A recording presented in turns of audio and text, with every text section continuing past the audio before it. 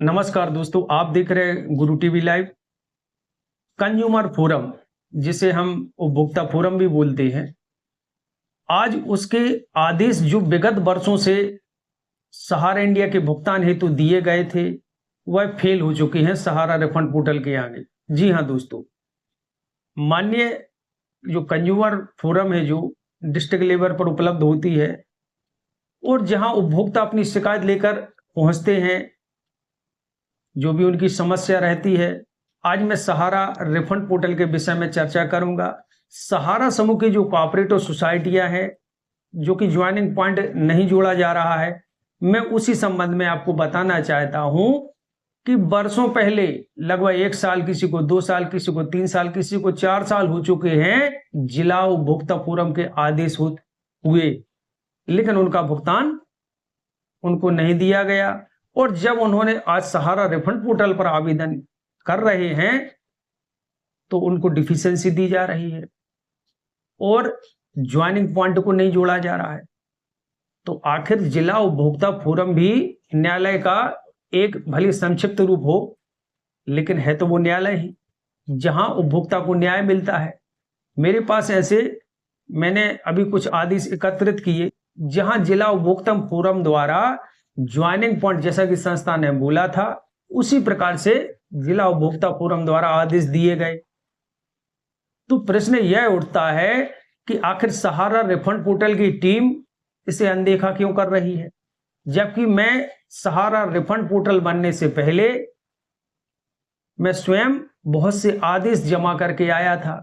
CRCS केंद्रीय registrar जहां बैठते हैं, उनके ऑफिस में पावती ली थी, मैंने आदेश जमा किए थे और उसमें बताया था कि ये ज्वाइनिंग पॉइंट है, जो यह मूलधनी है, इसमें 100 का गुणा करने पर है जो राशि निकलेगी वह जमा धन है। मैंने दोनों कार्डों का विवरण सेंट्रल रजिस्ट्रार ऑफिस में बताया था, पावती ली थी, हाई कोर्ट जबलपुर का आदेश जमा किया था, जिसके मेरे पास साक्ष्य हैं, पावती रिसीप्ट सुरक्षित है। इसके उपरांत प्रश्न यह उठता है कि जब जिला उपभोक्ता फोरम ने आदेश जो दिया गया उसको अनदेखा CRCS क्यों कर रही है। अब सहारा रिफंड पोर्टल की बात आए तो सर्वप्रथम यह उठता है कि यह पैसा किसको दिया जाना चाहिए। वैसे सभी का अधिकार है, मैं ये नहीं कहूंगा, लेकिन वैधानिक परिवेश में जिन लोगों के जिला उपभोक्ता फोरम के आदेश हुए बहुत वर्षों हो चुके, किसी को 2 साल, किसी को 3 साल, किसी को 4 साल, तो क्या उनको पैसा सहारा रिफंड पोर्टल पर वरीयता के हिसाब से प्रथम रूप से मिलना चाहिए, लेकिन ऐसा नहीं हो रहा है। दूसरी बात, जब हाईकोर्ट जबलपुर द्वारा आदेश दिया गया, संपूर्ण लिस्ट CRCS में जमा कर दी गई, लेकिन उन निवेशकों का भुगतान नहीं हो रहा है। ऐसा नहीं, ये सब जो भी आदेश हुए हैं वह कमांड कार्यालय लखनऊ भी पहुंचाए गए। सहारा समूह की जो कोऑपरेटिव सोसाइटियां हैं, उनको सहारा रिफंड पोर्टल बनने से पहले पूर्व ही भेजे जा चुके हैं, जिसकी पावती रिसिप्ट शब्द मेरे पास सुरक्षित है, लेकिन वहां से कोई जवाब नहीं मिला और ना ही उन निवेशकों का भुगतान हो रहा है। जबकि जिसका फोरम द्वारा अकाउंट प्रमाणित हो गया है, भले ही वह कितना हो, क्योंकि कोई भी व्यक्ति, चाहे वो 5 लाख से ऊपर हो, चाहे 10 लाख हो, चाहे 20 लाख हो, कोई भी व्यक्ति लीगल प्रक्रिया में तभी जाएगा जब उसका है जो अमाउंट फेयर है, उसकी मेहनत की कमाई है। ऐसा थोड़ी है कि कोई भी चला जाएगा, नंबर 2 का व्यक्ति तो नहीं जाएगा।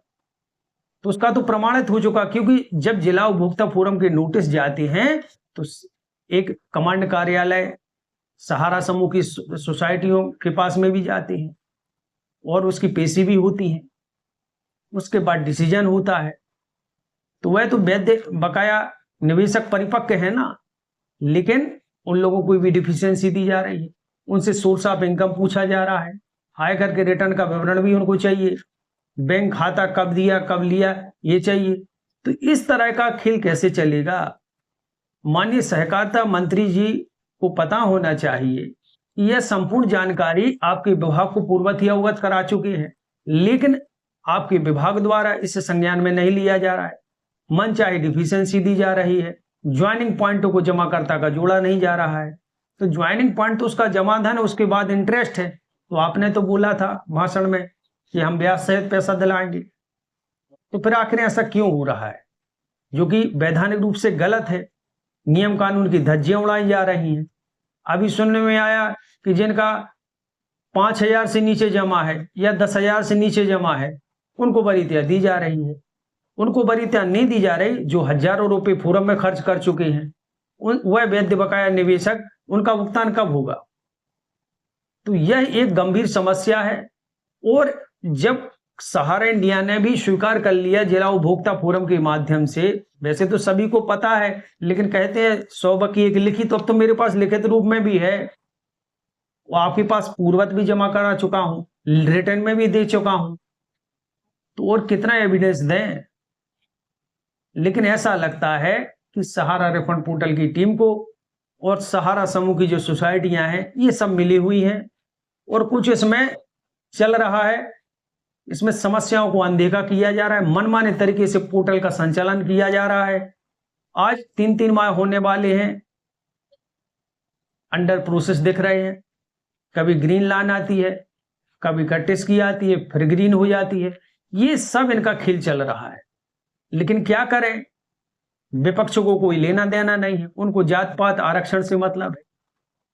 सब चुनाव में अपनी है जो सोचते हैं कि बस हम एक बार सांसद विधेयक बन जाए, फिर ना उनको समाज से मतलब है, ना जात से मतलब है, मात्र उनको प्रॉपर्टी से मतलब है, पैसों से मतलब है। यह समाज की यथार्थ सच्चाई है। बड़े दुख की बात है, कितने अभी एक बहुत वृद्ध महिला थी जिन्होंने 3-4 लाख रुपए सहारा इंडिया में जमा किया, उपभोक्ता फोरम में प्रकरण भी दर्ज किया, आदेश हुए लगभग 3 वर्ष हो चुके हैं और वह जो अम्मा थी वह शांत भी हो चुकी है। लेकिन उनको पैसा सहारा समूह की कोऑपरेटिव सोसाइटियों से नहीं मिला। और आप सोच लो कि जब मरने के बाद भी पैसा मिलना अब संभव भी नहीं है, क्योंकि सहारा रिफंड पोर्टल पर अभी डेथ मैच्योरिटी का कोई कॉलम नहीं है।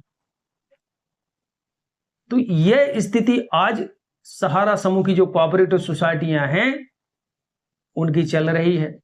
सरकार को सब पता है, लेकिन सरकार जब भी कोई हम लोग बात छेड़े तो ये छापामारी कहते हैं। अभी हमारे इंडिया की बात चली, कोलकाता में छापा घला, तो माननीय सहकारिता मंत्री जी ने स्वयं बोला था कि हमने ईडी सीबीआई सबको बिठा के है जो इसमें एक समझौता कराया है।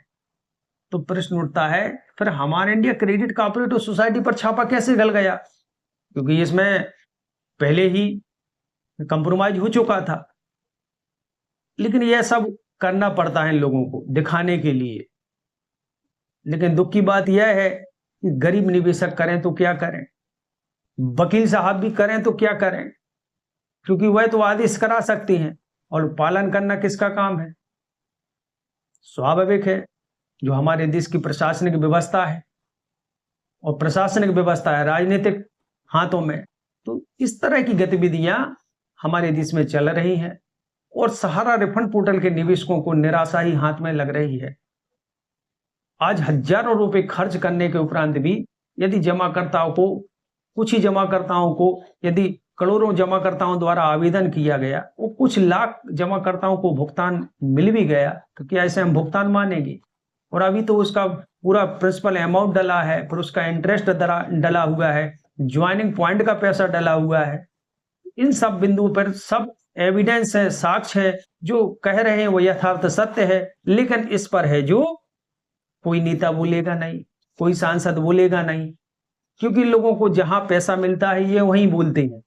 यह समाज की जो सच्चाई है इनसे इनका कोई मतलब नहीं है, क्योंकि उनके अंदर मानवता खत्म हो चुकी है। मैं सभी की नहीं कहूंगा, कुछ सांसद हैं उठाते हैं, लेकिन वो भी बेचारे क्या करें कि उनको बोलने नहीं दिया जाता, रोक दिया जाता है। कुछ विधायक भी इस मामले को उठा चुके हैं, लेकिन उन लोगों को भी बोलने नहीं दिया जाता। तो समझ में नहीं आता कि ऐसा क्या मिल गया इन लोगों को सहारा समूह की सोसाइटियों से कि ये लोग चुप्पी साधे हुए हैं। तो क्या ऐसे प्रतिनिधियों को चुनना, अपना मतदान करना उचित है? आप ही बताएं, कमेंट करके अवश्य बताएं। मेरा उद्देश्य यही था कि आज सहारा रिफंड पोर्टल पर मनमानी तरीके से जमाकर्ताओं को डिफिशियंसी देना, उनको ज्वाइनिंग पॉइंट है जो जमा धन है उनसे वंचित करना, यह वैधानिक रूप से गलत है, अन्याय है। इसी के साथ मैं वीडियो है जो पूर्ण करता हूं। जय हिंद, जय भारत।